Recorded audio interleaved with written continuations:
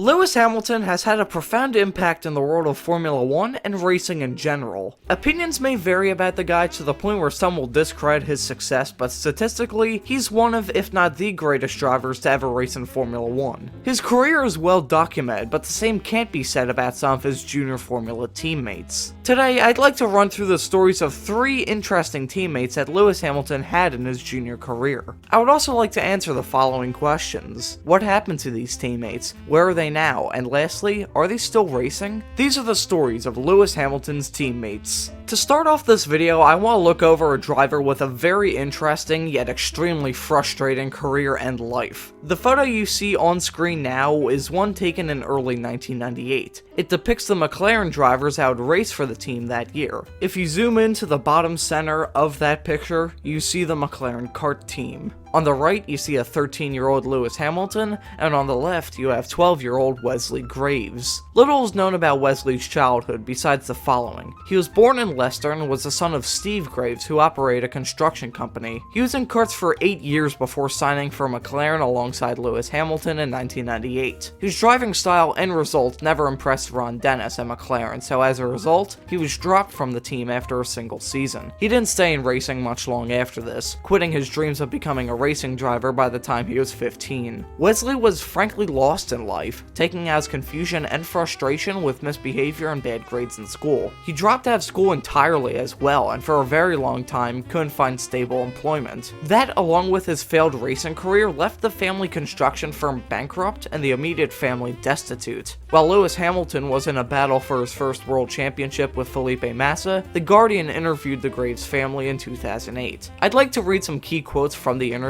but I'd highly recommend you read it for yourselves. It's still up to this day, and Simon Handstone did an amazing job with this article. To say he's frustrated is an understatement. The past few months have been particularly tough for him, as Hamilton has come out of nowhere to be a household name. Steve Graves used to have an engineering business. He estimates that during the 5 years before Wesley joined McLaren, he spent £2,000 a month on his son's racing career, £120,000 in total. We saw it as an investment. Racing became like an addiction, and it took me 4 years to get over it when Wes stopped racing. Wesley thinks Lewis Hamilton has been given special treatment. They want to have the first black Formula 1 driver. Wesley and his family were quite resentful, and they still hadn't moved on from it. A few photos came out in this time that didn't really paint Wesley in a great light. I know it's harsh, but anyone that dresses like this at 22 is someone who doesn't plan on getting a job or moving out of their parents' house anytime soon. That was 2008, however, so thankfully things have changed for him. His only social media account that I know of is his Twitter account that's been radio silent since 2017. It's definitely him too, because the accounts he follows includes Lewis, Mercedes, the Trent Valley Kart Club, British touring car driver Colin Turkington, and Jason Plato. He's currently working in finance in Leicester and is a single parent of 2 sons who have started their own racing careers. It's nice to see that he's turned his life around for the time being, but the road he's been on has certainly not been smooth. We move from 1998 to 2001 now, and at this point, Lewis is ready to start racing in cars. He had 2 teammates this year, but for this video, I'll focus on the driver that finished closer to him in the championship. Matt Housson was this driver, finishing 10th and was also his first time in cars. Housson would go through the junior formula ladder very slowly, where he wouldn't win a championship. He still had some solid seasons regardless, including a 2nd place finish in the 2003 Formula Renault UK Winter Series, a 3rd in the 2005 Formula BMW Series, and a 2nd place finish in the 2007-2008 Asian F3 season. Championships matter though, so although he was a decent driver, he never got a shot in GP2, let alone European F3. This led to Matt moving to endurance racing by 2013. His time with KCMG Racing has been fruitful, seeing Matt win the 2015 24 Hours of Le Mans. He's now entered a managerial role with the team, and KCMG was also entered in the 24 Hours of Daytona this past year.